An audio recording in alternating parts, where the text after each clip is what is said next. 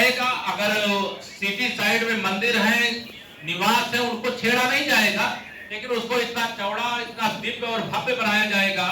बैठने की व्यवस्थाएं भी की जाएंगी और शाम के समय शहरवासी अगर गंगा जी के पवित्र तट पर जाना चाहें तो वहां जाएंगे तो उनको आध्यात्मिक आनंद भी मिलेगा और परिवार के साथ जाएंगे तो दर्शन भी करेंगे। और एक जो यमुना जी में एक इतना अविरल और निर्मल जल हर समय उपलब्ध रहता है, आने वाले समय गंगा जी में भी उपलब्ध रहे, इसका भी प्रयास करें। छोटी छोटी दो तीन एक आध चीजें हैं, छोटी छोटी एक आध सवाल। हाँ, एक तो क्या महाकुंभ के पहले हम लोग मेट्रो चढ़ पाएंगे? दूसरा, आपने फूलपुर सहित पूरे उत्तर प्रदेश में 80 सीटें जीतने की बात कही, पार्टी आपको लड़ाएगी अगर फूलपुर से, तो क्या हम लोगों का प्रतिनिधित्व करने के लिए तैयार है? देखिए अभी ये सवाल तो काल्पनिक है आपका कि लड़ाएगी कि नहीं लड़ाएगी, लेकिन मेट्रो वाले पे मुझे लगता नहीं कि हम कुंभ के समय तक मेट्रो पे आपको चला पाएंगे, लेकिन हमारा प्रयास जारी है। एक और सवाल था कि अयोध्या को तीर्थ क्षेत्र घोषित कर दिया गया, मथुरा को, और मांस मदिरा 5 किलोमीटर में बंद हो गया। यहाँ साधु संत काफी दिन से ये मांग कर रहे हैं कि इसको भी इसी तरीके से, तीर्थराज है यहाँ पर, इस तरीके से प्रशासन को देखना चाहिए। नहीं, निश्चित तौर से इस पर विचार करेंगे, लेकिन 5 किलोमीटर में तो पूरा शहर आ जाता है, लेकिन जितनी सीमा तक धार्मिक क्षेत्र होगा उस पे वैसे भी शासन के आदेश हैं, अगर उसका कहीं उल्लंघन होगा तो उसकी समीक्षा करके उस पर कार्रवाई करेंगे। 2 सवाल है हमारे। हाँ, पाठक जी सुनिए। हाँ, पाठक जी को सुनाना है क्या? शांत हो जाए, मतलब एक तो आपने इतना विकास कराया है। हाँ, स्वरूप रानी हॉस्पिटल है आपका, बहुत अच्छा बजट आता है, लेकिन हकीकत उसकी ये है कि ट्रामा सेंटर में अगर कोई मरीज पहुंचता है तो वहाँ एक्सरे प्लांट नहीं है। एक्सरे के लिए वो कैसे वहाँ पुरानी बिल्डिंग में पहुंचता है, उसकी हकीकत आप अगर पता कर लीजिए। वो प्रस्ताव में है, वो जल्दी लगने वाला। दवा बाहर से मंगाते हैं, लोग परेशान हैं। दवा बाहर से हम लिखते हैं।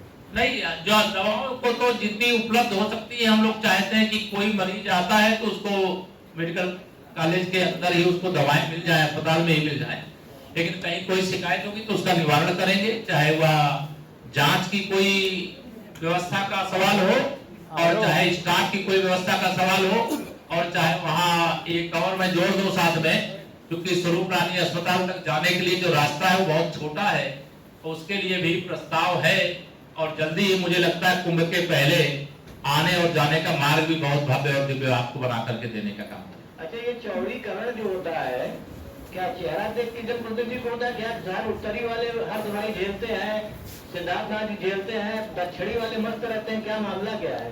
कोई मामला नहीं है, विकास के मामले में कोई भेदभाव नहीं।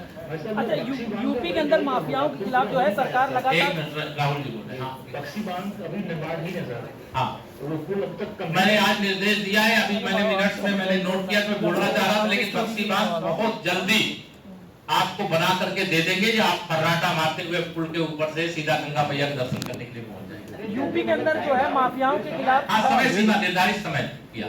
हाँ, यूपी के अंदर जो है माफियाओं के खिलाफ जो है सरकार की तरफ से लगातार ताबड़तोड़ कार्रवाई हो रही है, लेकिन उमेश पाल हत्याकांड की जो लेडी डॉन है यूपी की, शाइस्ता परवीन, उसको पकड़ने के लिए क्या कुछ रणनीति कर रही है? देखिए, जो रणनीति होती है उसको बताया नहीं जाता है, रणनीति के अनुसार परिणाम देने का काम पुलिस को करना चाहिए, और पुलिस, आप विश्वास रखिए कि चाहे उमेश पाल हत्याकांड के अपराधी हों, चाहे किसी भी हत्याकांड या कोई अपराध के अपराधी हों, उनको पकड़ने, उनको सजा दिलाने का काम पुलिस पूरी जिम्मेदारी से समयबद्ध तरीके से करने का प्रयास करती है। लेकिन अगर फरार होने वाला तेजी से फरार है तो ये ध्यान में रखें कि वो फरार होकर के चाहे कितना भागे वो बच नहीं पाए। एक सवाल ये भी जातीय जनगणना को लेकर के कि जातीय जनगणना से क्या समाज में वैमनस्यता नहीं फैलेगी, जिस हिसाब से? देखिए, माननीय प्रधानमंत्री जी ने कल ये बात कही है, आपने भी सुना होगा कि हमारे लिए गरीब गरीब एक समान है, गरीब गरीब एक समान, हिंदू हो या मुसलमान। अभी जो जाति जनगणना की बात आ रही, मैं व्यक्तिगत तौर से जाति जनगणना का विरोधी नहीं हूं, मैं आपको ये बता दूं, लेकिन जो जाति जनगणना के नाम पर वोट बैंक तैयार करने के ख्वाब देख रहे हैं, मैं उनका ख्वाब मुंगेरी लाल का हसीन सपना बन करके रह जाएगा, क्योंकि उनके मन में कभी किसी गरीब के लिए, कभी पिछड़े के लिए, कभी अनुसूचित जाति के लिए, अनुसूचित जनजाति के लिए या अल्पसंख्यक वर्ग के लिए, किसी के लिए अगर कुछ मन में भाव होता तो जब सत्ता में थे तब इन लोगों ने कुछ किया नहीं। सत्ता से बेदखल होने के बाद सारा प्रयोग सत्ता में आने के लिए है और भ्रष्टाचार के आरोपों से घिरे हुए ये परिवारवादी जो राजनीतिक दल है वह केवल एक सूत्री एजेंडा चला रहे हैं।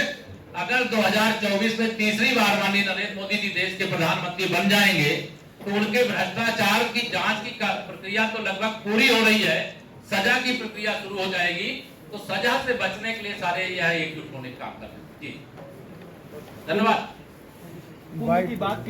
कुंभ की बात की जा रही है। हाँ, 2019 का जो कुंभ हुआ था उसमें काफी घोटाले आए थे। हम नहीं कह रहे हैं, सीएजी रिपोर्ट नहीं, लेकिन जो घोटाला हमारी सरकार का एक ही संकल्प है, एक ही लक्ष्य है, भ्रष्टाचार मुक्त भारत, भ्रष्टाचार मुक्त उत्तर प्रदेश, भ्रष्टाचार मुक्त प्रयाग, भ्रष्टाचार मुक्त प्रयागराज का कुंभ। जो भ्रष्टाचार करेगा वो बचेगा नहीं। सभी खबरों को देखने के लिए जुड़े रहिए अखबार हिंदुस्तान न्यूज चैनल से।